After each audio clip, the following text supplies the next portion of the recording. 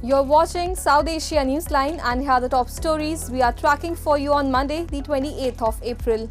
Indian diaspora across the globe shows solidarity, demands action against Pakistan. India inks deal to procure 26 Rafale fighter jets from France. And Sindhi activists slam Pakistan over water injustice, terror links.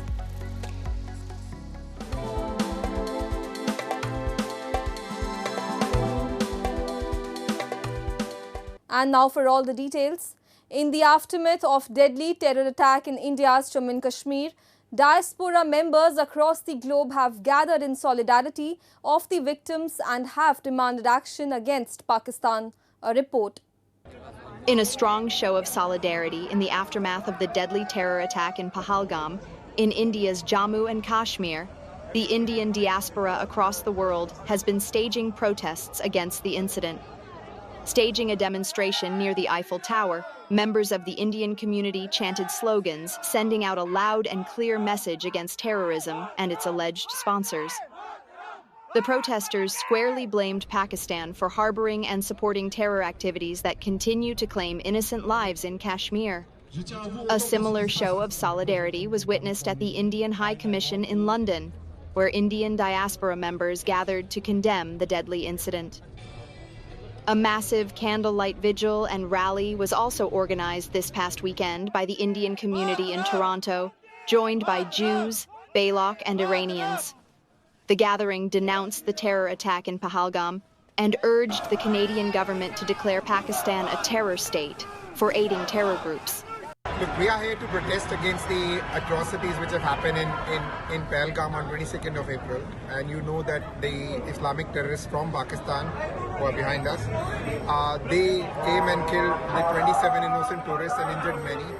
We as Indians are here, we're protesting in favor of our Indian government's response, obviously because they are protesting shamelessly after doing the Islamic terrorism in India from so many years. Citizens know.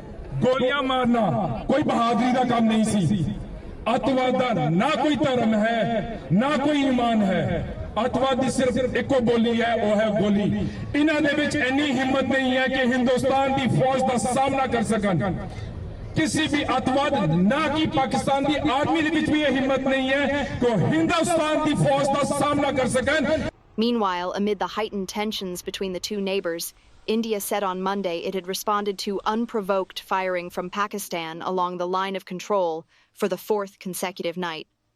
After the April 22nd attack that killed 26 people, India has identified 2 of the 3 suspected terrorists as Pakistani, although Islamabad has denied any role. India and France on Monday formally signed a multi-billion defense deal for acquisition of 26 Rafale M fighter jets for the Indian Navy.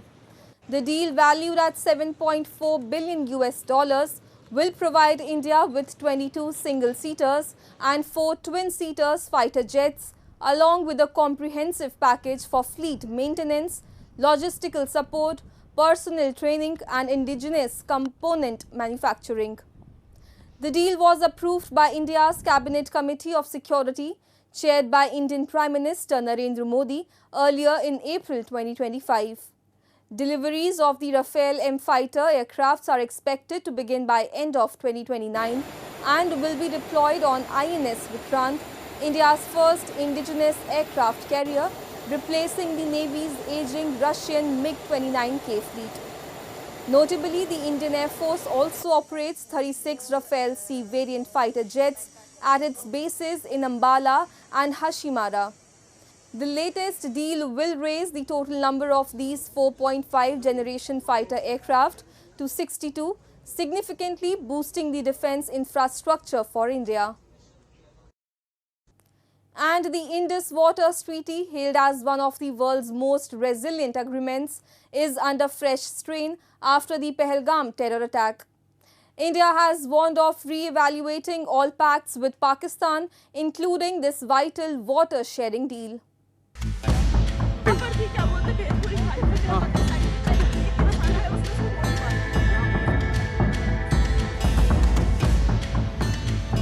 The Indus Waters Treaty, signed in 1960, is often hailed as one of the most successful water-sharing agreements in history. Brokered by the World Bank between India and Pakistan, it has survived wars, terrorism, and decades of hostility. However, the Pahalgam terror attack on April 22nd has once again pushed this historic treaty into turbulent waters. How? ANI explains. After the partition of 1947, India and Pakistan inherited a shared river system, the mighty Indus and its 5 tributaries, the Jhelum, Chenab, Ravi, Beas and Satluj. With water crucial for agriculture, survival and economic development, disputes erupted almost immediately. Realizing the risk of another war, this time over water, the two countries, with the mediation of the World Bank, signed the Indus Waters Treaty in Karachi in 1960. Under the treaty, the eastern rivers Satluj, Beas and Ravi were allocated to India, while the western rivers Indus, Jhelum and Chenab were allocated to Pakistan. What makes the Indus Waters Treaty so extraordinary is that it survived the 1965 Indo-Pak War, the 1971 Bangladesh Liberation War and the Kargil conflict in 1999. Even during times of extreme hostility, water kept flowing, quite literally. But could that be changing now? India has blamed Pakistan-based terror groups for the Pahalgam terrorist attack, which killed 26 tourists and injured many others.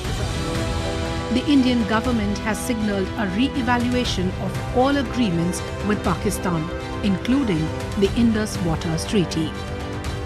Unlike surgical strikes or air raids, water is an existential issue for Pakistan. Any disruption to the Indus system would severely impact Pakistan's agriculture, economy and daily life at a fundamental level. Pakistan is heavily dependent on the Indus River system, with nearly 80% of its agriculture relying on these waters for key crops like wheat, cotton and sugarcane. Already battling severe water stress, any disruption could lead to food insecurity, rural economic collapse and internal unrest. If India were to begin diverting more water, building reservoirs or delaying flows during crucial farming seasons, it could seriously cripple Pakistan's fragile economy. In retaliation, Pakistan has closed its airspace to Indian-operated airlines. Meanwhile, chairman of the Pakistan People's Party Bilawal Bhutto Zardari issued a bizarre warning to India. Pakistan will have to pay a very heavy price, और अभी तो ये शुरुआत हुई है, क्योंकि ये जो terrorists होते हैं, they take away the most fundamental right, human right, which is the right to life. Innocent लोगों को ऐसे लाइन में खड़ा करके उनका रिलीजन पूछ के ऐसे करना, it's a highly condemnable, और इसकी condemnation सिर्फ भारत का हर एक नागरिक नहीं कर रहा है, globally, worldwide, अब सब देखिए, all countries are condemning it. The Indus Water Treaty has long reflected India's commitment to peaceful cooperation, even in the face of repeated provocations. As India reviews its options under the framework of the treaty, it continues to act within its rights and responsibilities. Meanwhile, Sindhi activists have launched sharp criticism against Pakistan, accusing it of sponsoring terrorism and committing water injustice against Sindh province. This follows India's suspension of the Indus Water Treaty. A report. Following the suspension of the Indus Water Treaty by India, after the Pahalgam terror attack, Sindhi activists have intensified criticism of Pakistan, accusing it of sponsoring terrorism and stealing Sindh's water rights. Dr. Hidayat Bhutto of the World Sindhi Congress condemned the attack and called Pakistan a global sponsor of terror, sheltering UN-designated terrorists like Hafiz Saeed and Masood Azhar. He further accused Pakistan of signing the 1960 Indus Water Treaty without Sindh's consent, systematically diverting Sindh's water to Punjab through illegal canals and dams. क्योंकि पंजाब ने जो है वो हमेशा वादों की खिलाफ वर्जी की है।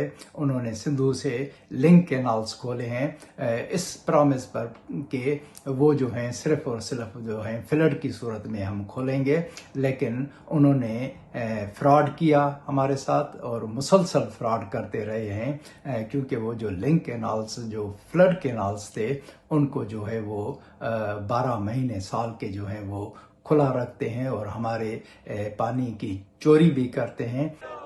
Activist Shafi Burfat also accused Pakistani government of turning Sindh into a colony since 1947, looting its resources and erasing its identity. लेकिन पंजाब ने पाकिस्तान बनने के बाद इस पूरे रीजन की कौमों को कॉलोनी बनाकर उनके खिलाफ जिस तरह सियासी जबर, मुआशी इस्तेहसाल, लूटमार, नस्लकशी, तहजीब और तमद्दुन को ख़त्म करना, ज़बानों को ख़त्म करना, ये सारी जो पंजाबी साम्राज्य थे उसके खिलाफ सिंध के लोग आज सरापा एहतजाज हैं। India's point person on Afghanistan, M. Anand Prakash, held talks with Taliban's acting foreign minister Amir Khan Muttaqi on Sunday in Kabul and addressed political and trade issues. Muttaqi emphasized the increase in diplomatic and economic relations between the two countries and added Indian investors should take advantage of opportunities to invest in Afghanistan, a Taliban spokesperson informed on X.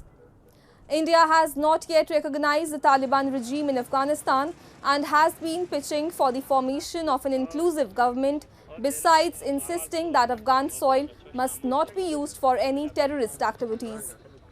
India has been pitching for providing unimpeded humanitarian aid to Afghanistan to address the unfolding humanitarian crisis in the country. In June 2022, India re-established its diplomatic presence in Kabul by deploying a technical team in its embassy in the Afghan capital. India had withdrawn its officials after the Taliban ceasefire in August 2021, following concerns over their security. Bangladesh interim government's chief advisor, Mohammad Yunus, has said that his administration is the best solution for Bangladesh as the country undergoes transition following the July 2024 protest. In an interview with Al Jazeera, the chief advisor called the ousting of Sheikh Hasina as second liberation and expressed confidence in the public support for the current administration, describing it as the best solution. Yunus accused Hasina's administration for plundering the economy over the past decade and destroying institutions. Young people emerged saying enough, and on 5th of August, they made it happen. Yunus was quoted as saying, talking about elections, the interim government had outlined a flexible timeline as opposed to the political parties and said the polls are possible in the country by December 2025, but can be as late as June next year. The octogenarian leader took over the power reins on instance of protesters who led a mass uprising against Sheikh Hasina. The protest, which started as public job quota movement, escalated into uprising against Hasina, who fled to India after a mob attacked her official residence. Living in exile, she has accused the Yunus administration of destroying the secular fabric of Bangladesh, and she has vowed to return to Dhaka soon. Thousands of people in Nepal on Thursday gathered at the sacred Mata Tirath pond on the outskirts of capital Kathmandu to mark Mata Tirath Onsi festival to pay homage to the departed souls of their mothers. As part of the tradition, people wake up early and worship their mothers by giving presents to them. Those who don't have their mothers reach the pilgrim site to take a holy dip and observe the day by offering alms to the poor. The festival, which falls in the month of Baisakh, is also called the Nepali Mother's Day.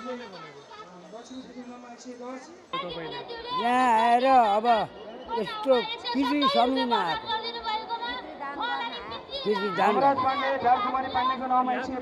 गर्यो भने के हुन्छ भन्ने विश्वास छ अब पितृदान गर्यो भने पितृ स्वर्ग पुग्छन् भन्ने इतिहास सुनेको छ आशीर्वाद माग्ने पितृहरूसित यहाँ आएर According to the legends, once a cowherd lost his mother and was so depressed that he came to water storage pond in the forest. Surprisingly, he saw his mother's face appear in the water. From that day on, the festival is celebrated. People believe that coming to this place on this occasion brings peace to the departed souls of their mothers. हामीले बाआमालाई खानेकुराहरू मिठो परिकार बनाएर खुवाइन्छ अब घुमाउन लगिन्छ त्यही गरिन्छ That's all in tonight's edition. We will see you same time tomorrow. Good night.